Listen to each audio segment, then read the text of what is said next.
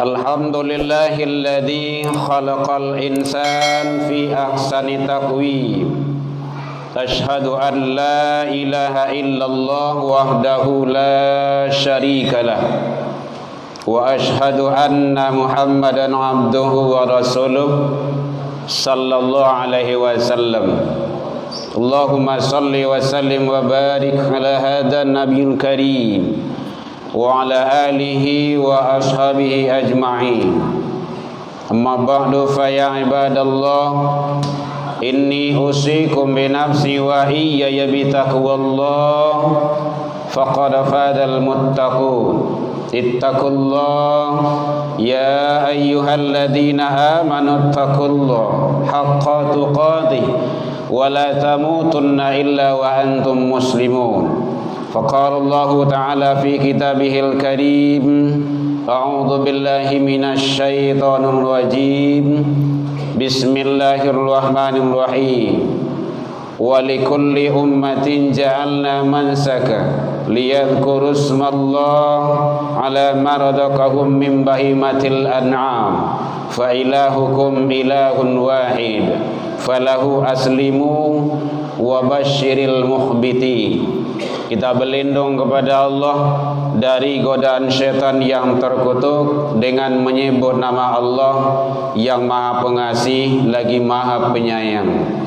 Dan bagi tiap-tiap umat telah disyariatkan penyembelihan kurban, liyadhkuru ismallah, agar mereka menyebut nama Allah subhanahu wa ta'ala terhadap binatang ternak yang telah direzekikan kepada mereka. Fa ilahukum ilahun wahid, maka karena itu Tuhanmu ialah Tuhan yang satu, yaitunya Allah subhanahu wa ta'ala. Falahu aslimu, maka berserah dirilah kepadanya. Wa basyiril mukhbitin, dan beri kabar gembiralah kepada orang-orang yang tunduk dan patuh kepada Allah. Maha benar Allah dengan segala firman-Nya fi kitabillah Al-Quran surah Al-Hajj 22:34. Hamdan wa syukran lillah, seluruh puji dan syukur kembali kita ucapkan kehadirat Allah subhanahu wa ta'ala. Alhamdulillah, biidnillah wa qadarullah, dengan izin Allah kita masih diberikan umur panjang, diberikan kesehatan, waktu luang dan kesempatan, dan keistiqomahan hati. Mudah-mudahan seluruh dan semua amal ibadah yang kita lakukan semoga diterima di sisi Allah hendaknya. Salawat dan salam kepada Nabi besar Muhammad sallallahu alaihi wasallam. Allahumma salli ala Muhammad wa ala ali Muhammad. Bapak saudara kaum muslimin, waktu yang relatif singkat ini kajian kita fokus kepada masailul kurban yang berkenaan dengan penyelenggaraan ibadah kurban. InsyaAllah kalau Allah izinkan, tidak beberapa hari lagi kita akan bertemu dan berjumpa dengan ibadah yang agung, ibadah yang mulia, yaitunya ibadah penyelenggaraan kurban dan Idul Adha. Hadirin kaum muslimin, ibadah kurban pengertiannya qarabah, artinya adalah dekat, qarib, dekat, mendekat. Dengan pelaksanaan ibadah kurban itu, kita seharusnya semakin dekat kepada Allah subhanahu wa ta'ala. Jadi kurang baik kalau seandainya kita setiap tahun menyelenggarakan ibadah kurban, tapi kita tidak mendekat kepada Allah, tidak dekat dengan solat, tidak dekat dengan solat jamaah, tidak dekat dengan masjid, tidak dekat dengan ibadah sunnah, tidak dekat dengan tilawah Al-Quran. Itu tidak baik dan tak benar itu. Apanya yang tak baik? Orangnya, bukan ibadahnya. Jadi qarib itu artinya semakin mendekat kita kepada Allah Subhanahu wa taala. Dengan penyelenggaraan ibadah kurban itu, kita semakin taat, tunduk dan patuh kepada Allah. Hadirin kaum muslimin rahimakumullah. Oleh sebab itu, mari ibadah kurban ini kita jadikan ibadah yang selalu kita mendekatkan diri kepada Allah. Sejarah ibadah kurban dari awal kenabian sudah ada. Bahkan dari sejak Nabi Adam alaihissalam itu sudah disyariatkan penyembelihan ibadah kurban. Tentu sesuai dengan situasi kondisi kenabian masing-masing. Hadirin kaum muslimin, hukum ibadah kurban itu asalnya adalah sunnah muakkadah. Dalam pandangan beberapa imam mazhab, diantaranya adalah Imam Hanafi. Beliau menyatakan hukum ibadah kurban itu wajib, berlandaskan kepada hadis Rasulullah sallallahu alaihi wasallam. Apa kata beliau? Hadis yang dijelaskan oleh Rasul, "Man kana lahu sa'atun," siapa yang diberi kelapangan rezeki oleh Allah Subhanahu wa taala, walam yudah, kemudian dia tidak mau untuk menyelenggarakan, melaksanakan ibadah kurban, fala yaqrabanna musallana. Fala yaqrabanna, nun di sana taukid, maka jangan dekat-dekat tempat salat kami. Itu adalah larangan. Dikasih kelapangan rezeki, dia tidak mau, maka jangan dekat-dekat tempat ibadah kami, kata Rasul. Berarti itu adalah sesuatu yang menganjurkan untuk wajib pelaksanaan ibadah kurban itu dalam pandangan Imam Hanafi. Yo ado hawa dia gih rezeki oleh Allah, yo. Makanya dalam Al-Kautsar itu dihantarkan oleh Allah, inna a'toina kal kautsar. Sesungguhnya kami telah memberimu nikmat yang banyak. Baru ada perintah, fasholli li rabbika wanhar, maka dirikanlah salat karena Tuhanmu dan berkorbanlah. Salat dengan korban sama di sana, tidak ada bedanya. Perintah. Kenapa Allah perintahkan salat? Kenapa Allah perintahkan korban? Allah telah beri nikmat yang banyak. Oh, kami tidak talok dah pak, tidak mampu dah pak. Sebenarnya bukan tidak mampu, tidak mau. Contoh, kadang-kadang awak pergi belanja ke supermarket, ke pasar, 500.000, 1 juta, itu tidak bantu abiti itu doh, sawanta saja tu. Malahan yang laki-laki terutama, mungkin ada kebanyakan kita merokok. Anggaplah rokok paling rendah itu 20.000 satu bungkus sehari, 30 hari sebulan kali 12 setahun, itu lebih kurang 7 juta lebih. 3 kambingnya itu untuk dibakar tuh. Makanya inna a'toina kal kautsar, kami telah memberimu nikmat yang banyak. Nikmat yang banyak itu syukuri, kata Allah. Kalau syukur ziyadah, la in syakartum la azidanakum, ziyadah, aku tambah. Jangan dikufuri. Hadirin kaum muslimin, jadi sabananya bukan tidak mampu, tidak mau. Kalau kita mau, insya Allah bisa. Tidak ada yang tidaknya. Kenapa? Karena Allah sudah janji, sudah jamin, telah memberi nikmat yang banyak. Dek saking banyaknya, kalau ingin coba metok-metok nikmat Allah, karunia Allah, ya silakan coba. Tapi Allah sudah tantang itu. Wa in ta'uddu ni'matallah la tusuha. Kalau kamu ingin coba hitung-hitung nikmatku, kata Allah, kamu tidak akan mampu. Tapi bagaimana langkah kita? Yaitunya mensyukuri. Jalannya apa? Yaitunya salah satu ibadah korban. Cuma sekali setahun.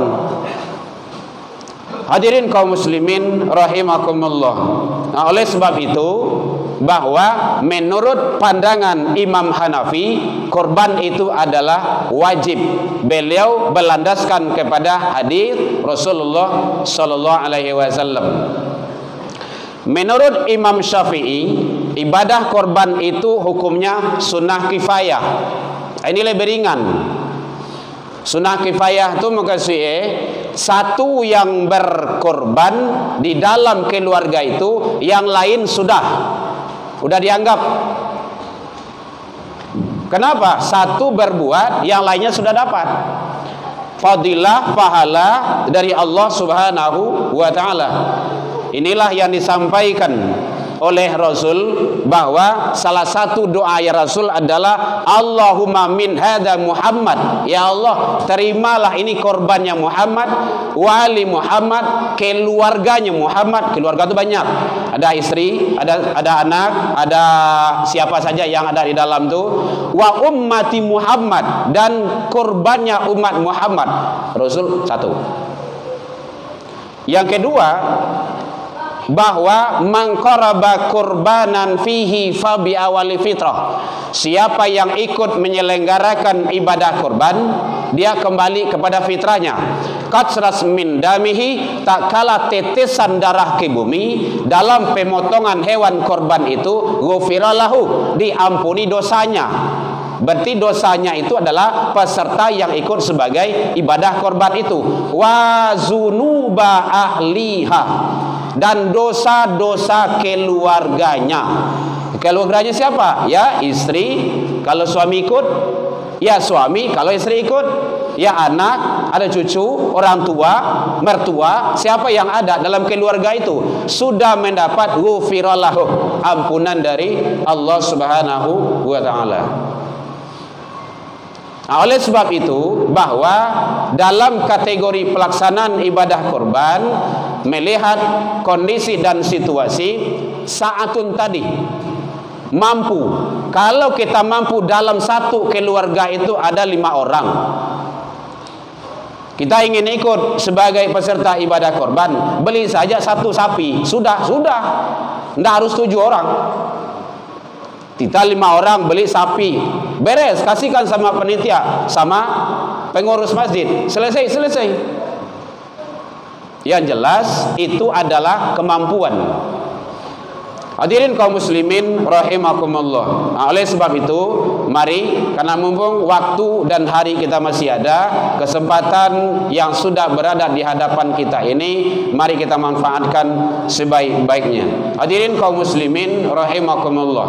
Terakhir adalah cara pelaksanaan ibadah korban. Ibadah korban itu adalah aturannya dari Allah Subhanahu wa ta'ala.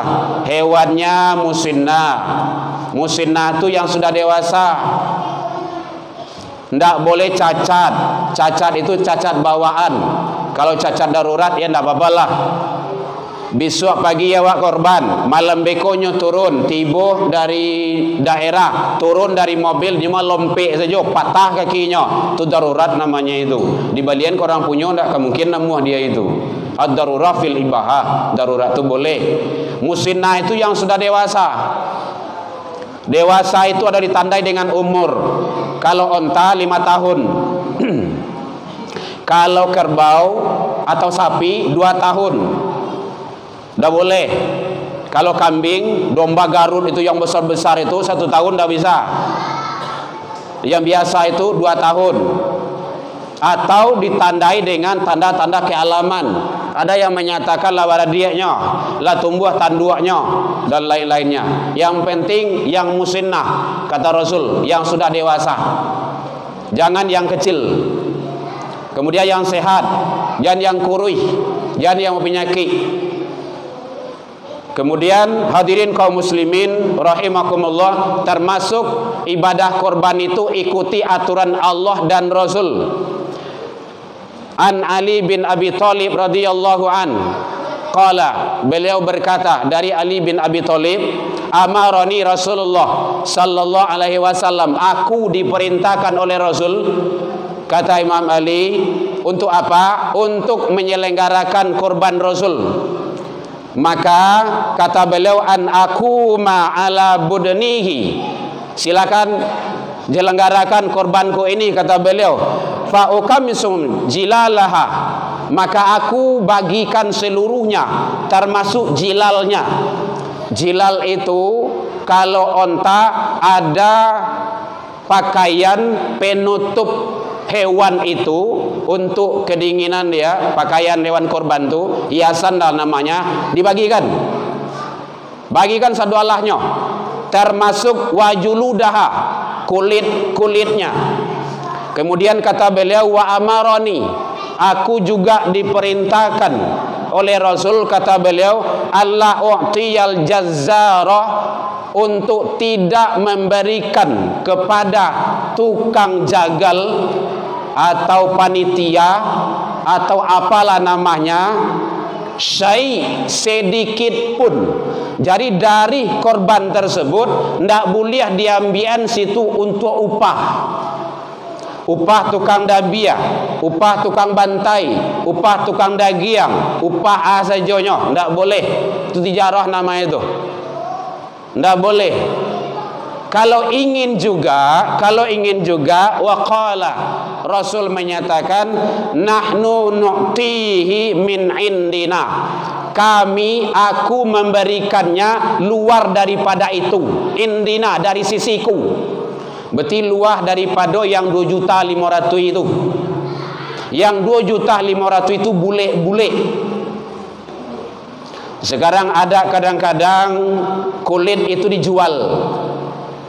Kalau panitia yang menjual, tidak boleh. Kata Rasul, man ba'a jildan, siapa yang menjual kulitnya, udhiyah, kulit hewan korban itu, fala udhiyalahu, tidak ada korban baginya. Tapi ba'a, kasihkan kepada miskin, fakir atau miskin. Atau didata atau tidak, gimana lah, terserah. Yang penting kasihkan sama dia. Setelah itu, oh pak, kami tidak pandai mengabian kulit itu, susah dan segala macamnya. Calling itu toke, bang toke, besok jam sekian datang ke tempat kami, karena nanti ada yang akan menjual kulit. Kalau yang punya, yang fakir tadi, yang miskin tadi, boleh menjual, boleh. Kenapa? Dia sudah milik dia. Kalau panitia belum menjadi hak milik, kita baru menyelenggarakan ibadah. Jadi oleh sebab itu hati-hati, jangan sampai, karena di sini Rasul menyatakan wajuludaha, kulit-kulitnya. Jangankan kulit yang lengket, yang ada dalam tubuhnya, bahkan pakaiannya saja itu dibagikan, hiasan dibagikan, supaya kita tidak menyalahi aturan syariat Allah dan Rasul. Hadirin kaum muslimin, bahkan di dalam Al-Quran surah Al-An'am 162 Allah menjelaskan tidak boleh diperjualbelikan. Inna solati, sesungguhnya solatku, wa nusuki, ibadahku. Ingat, korban itu ibadah, tidak boleh diperjualbelikan, termasuk kuliah. Supaya kita hati-hati dalam menyelenggarakan ibadah, jangan menyalahi aturan. Oh pak, kami sudah terbiasa. Jangan kebiasaan melanggar aturan Allah dan Rasul. Jangan sampai membangkang kepada aturan Allah dan Rasul. Karena ya wak, salah wak. Mudah-mudahan Allah memberikan yang terbaik kepada kita menuju ridha Allah Subhanahu wa taala. Fa'tabiru ya ulil albab la'allakum turhamun. Ya Nabi salam